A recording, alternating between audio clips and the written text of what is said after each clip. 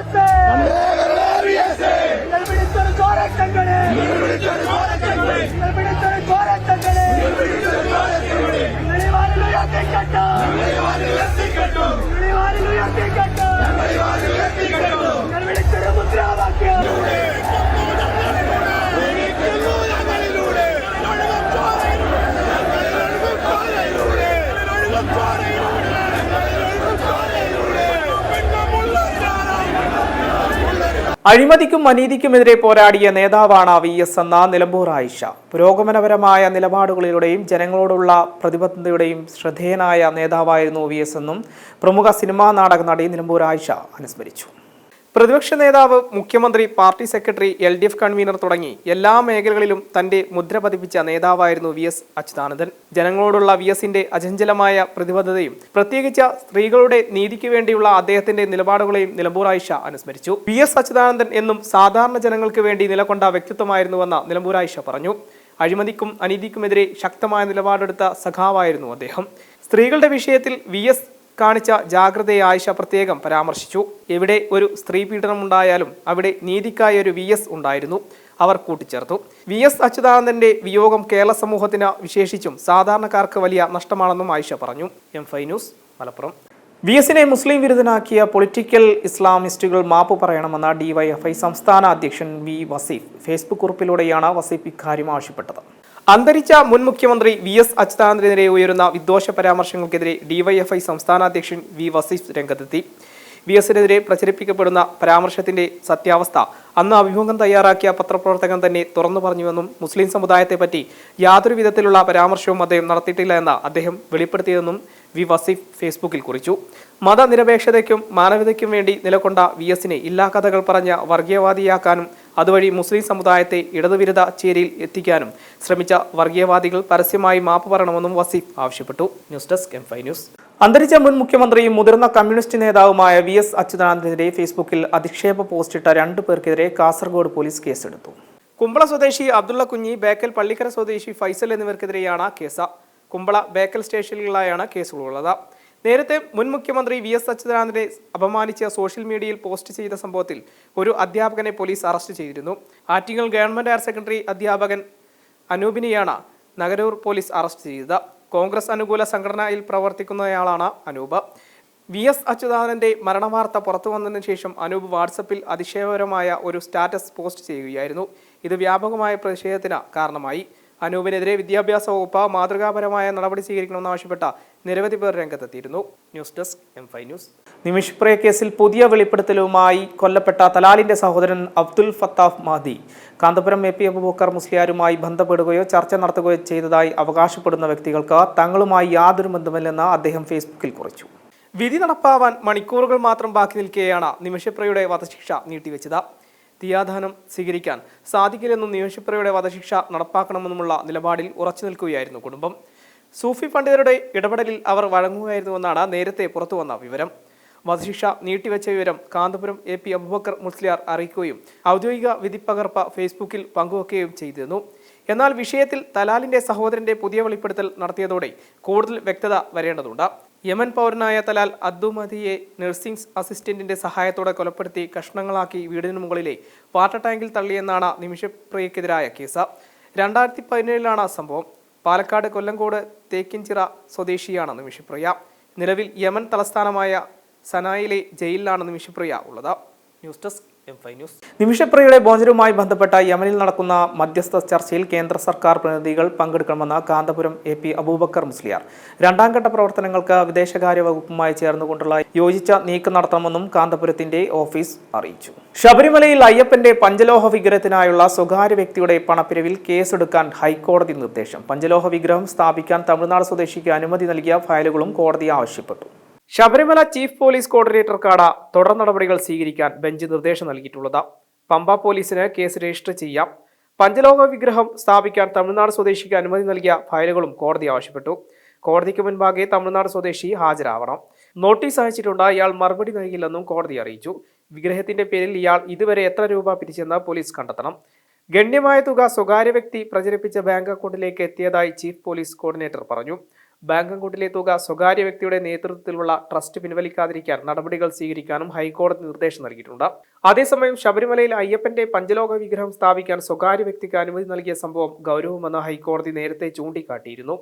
തന്ത്രിയുടെ അനുമതിയുണ്ടായിരുന്നുവെന്നും കോടതി ചോദിച്ചു. ശബരിമല ക്ഷേത്രാങ്കണത്തിൽ അയ്യപ്പന്റെ വിഗ്രഹം സ്ഥാപിക്കാൻ ആർക്കും അനുമതി നൽകിയിട്ടില്ലെന്നും അതിനായി പണപ്പിരിവ് നടത്താനാകില്ലെന്നും വ്യക്തമാക്കുന്ന മുന്നറിയിപ്പ് വെർച്വൽ ക്യൂ പ്ലാറ്റ്ഫോമിൽ പ്രസിദ്ധീകരിക്കാൻ ദേവസ്വം ബെഞ്ച് ഉത്തരവിട്ടിരുന്നു. ശബരിമല സ്പെഷ്യൽ കമ്മീഷണറാണ് പിരിവിന്റെ കാര്യം ഹൈക്കോടതിയുടെ ശ്രദ്ധയിൽപ്പെടുത്തിയത്. ക്ഷേത്രാങ്കണത്തിൽ പഞ്ചലോഹ വിഗ്രഹം സ്ഥാപിക്കാൻ അനുമതി നൽകിയതായി കാണിച്ച Thiruvithamkoor Devaswom board secretary Sabarimala executive സെക്രട്ടറിക്ക് കത്ത് നൽകിയിരുന്നു. പണം പിരിക്കാൻ അനുമതി നൽകിയിട്ടില്ലെന്നാണ് ദേവസ്വം ബോർഡ് വ്യക്തമാക്കിയത്. M5 news Kochi. BJP Morcha ഭാരവാഹികളെ പ്രഖ്യാപിച്ചു. യുവമോർച്ച സംസ്ഥാന അധ്യക്ഷനായി V മനു പ്രസാദിനെയും മഹിളാ മോർച്ച സംസ്ഥാന അധ്യക്ഷയായി നവ്യ ഹരിദാസിനെയും തെരഞ്ഞെടുത്തു. കേരള BJPയുടെ വിവിധ സംസ്ഥാന മോർച്ച ഭാരവാഹികളെയാണ് പ്രഖ്യാപിച്ചത്. V വിനു പ്രസാദാണ് യുവമോർച്ചയുടെ പുതിയ സംസ്ഥാന അധ്യക്ഷൻ. പാർലമെന്റ് തെരഞ്ഞെടുപ്പിൽ വയനാട്ടിലെ BJP സ്ഥാനാർത്ഥിയായി മത്സരിച്ച നവ്യ ഹരിദാസാണ് മഹിളാ മോർച്ചയുടെ പുതിയ സംസ്ഥാന അധ്യക്ഷ. OBC മോർച്ച അധ്യക്ഷനായി M Preman master, SC Morcha അധ്യക്ഷനായി ഷാജിമോൻ വട്ടേക്കാട്, ST അധ്യക്ഷനായി മുകുന്ദൻ പള്ളിയറ, മൈനോറിറ്റി മോർച്ചയുടെ അധ്യക്ഷനായി സുമിത് ജോർജ്, കിസാൻ മോർച്ചയുടെ അധ്യക്ഷനായി ഷാജി രാഘവൻ എന്നിവരും തെരഞ്ഞെടുക്കപ്പെട്ടു. യുവമോർച്ചയുടെ സംസ്ഥാന അധ്യക്ഷനായി യുവനേതാവ് ശ്യാംരാജ് വരുമെന്നായിരുന്നു നേരത്തെയുള്ള വിവരങ്ങൾ. നവ്യ ഹരിദാസിന് തന്നെയായിരുന്നു മഹിളാ മോർച്ച അധ്യക്ഷ സാധ്യത കൂടുതൽ. നേരത്തെ യുവമോർച്ച മഹിളാ മോർച്ച അധ്യക്ഷ തെരഞ്ഞെടുപ്പിന് അഭിമുഖം വെച്ചത് വലിയ വിവാദമായിരുന്നു. സംസ്ഥാന അധ്യക്ഷൻ രാജീവ് ചന്ദ്രശേഖർ, ശോഭാ സുരേന്ദ്രൻ, കുമ്മനം രാജശേഖരൻ എന്നിവരാണ് അഭിമുഖം നടത്തിയത്.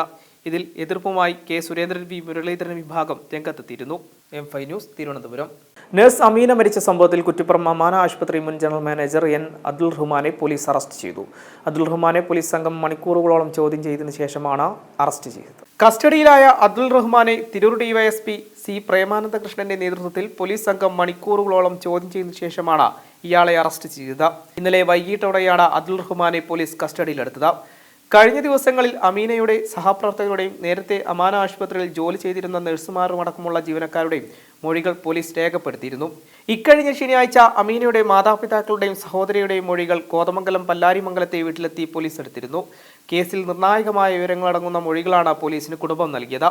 ഈ മാസം 12 വൈകിട്ടോടെയാണ് നഴ്സ് അമീനയെ ആശുപത്രിയുടെ ഹോസ്റ്റൽ മുറിയിൽ അബോധാവസ്ഥയിൽ കണ്ടെത്തിയത്. അബോധാവസ്ഥയിലായ അമീനയെ വളാഞ്ചേരിയിലെയും കോട്ടക്കലിലെയും സ്വകാര്യ ആശുപത്രിയിൽ പ്രവേശിച്ചെങ്കിലും രക്ഷിക്കാനായില്ല. അമിതയളവിൽ മരുന്ന് കഴിച്ചതിനെ തുടർന്നാണ് അമീന മരിച്ചത്. ജനറൽ മാനേജർ N അബ്ദുൾ റഹ്മാന്റെ മാനസിക പീഡനത്തെ തുടർന്നാണ് അമീന ആത്മഹത്യ ചെയ്തതെന്ന ആക്ഷേപമുയർന്നിരുന്നു. സംഭവത്തെ തുടർന്ന് ആരോപണ വിധേയനായ അതുൽ റഹ്മാൻ ഒളിവിൽ പോയി. ഇതോടെ നഴ്സുമാരുടെ സംഘടനകളും വിവിധ പാർട്ടികളും അമാന ആശുപത്രിയിലേക്ക് പ്രതിഷേധ മാർച്ചും സംഘടിപ്പിച്ചിരുന്നു. അതുൽ റഹ്മാനെതിരെ നഴ്സുമാരും സംഘടനകളും പോലീസിൽ പരാതി നൽകി. അമീനയുടെ കുടുംബം മുഖ്യമന്ത്രിക്കും ആരോഗ്യമന്ത്രിക്കും DGPക്കും മലപ്പുറം SP-ക്കും പരാതി നൽകിയിരുന്നു. ഇതോടെ Tirur DYSP C. Premanandakrishnan case ഏറ്റെടുക്കുകയായിരുന്നു. കേസിൽ അന്വേഷണം പുരോഗമിക്കുന്നതിനിടെയാണ് അതുൽ റഹ്മാൻ ഇന്നലെ അറസ്റ്റിലാകുന്നത്. ഫൈനോസ് മലപ്പുറം. ഇനി കാലാവസ്ഥ.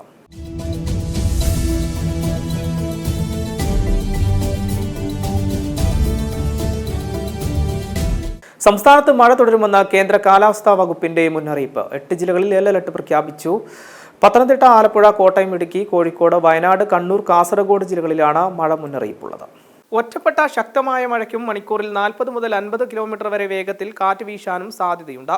കണ്ണൂർ, കാസർഗോഡ് ജില്ലകളിലെ തീരപ്രദേശങ്ങളിൽ ഉയർന്ന തിരമാലയ്ക്കും കടലാക്രമണത്തിനും സാധ്യതയുണ്ടെന്ന് ദേശീയ സമുദ്രസ്ഥിതി പഠന ഗവേഷണ കേന്ദ്രവും മുന്നറിയിപ്പ് നൽകി. ഉരുൾപൊട്ടൽ, മണ്ണിടിച്ചിൽ, മലവെള്ളപ്പാച്ചിൽ സാധ്യതയുള്ള പ്രദേശങ്ങളിൽ താമസിക്കുന്നവർ അധികൃതരുടെ നിർദ്ദേശാനുസരണം സുരക്ഷിതമായ സ്ഥലങ്ങളിലേക്ക് മാറി താമസിക്കണം. നദിക്കരകൾ, അണക്കെട്ടുകളുടെ കീഴ്പ്രദേശങ്ങൾ എന്നിവിടങ്ങളിൽ താമസിക്കുന്നവരും അപകട സാധ്യത മുൻകൂട്ടി കണ്ട അധികൃതരുടെ നിർദ്ദേശാനുസരണം മാറി താമസിക്കേണ്ടതാണെന്നും സംസ്ഥാന ദുരന്ത നിവാരണ അതോറിറ്റി മുന്നറിയിപ്പ് നൽകി. ദുരന്ത സാധ്യത പ്രദേശങ്ങളിൽ താമസിക്കുന്നവർ നിർബന്ധമായും തങ്ങളുടെ പ്രദേശത്ത് ക്യാമ്പുകൾ തുറന്നു എന്നുറപ്പാക്കേണ്ടതും പകൽ സമയത്ത് തന്നെ അങ്ങോട്ട് മാറി താമസിക്കേണ്ടതുമാണ്.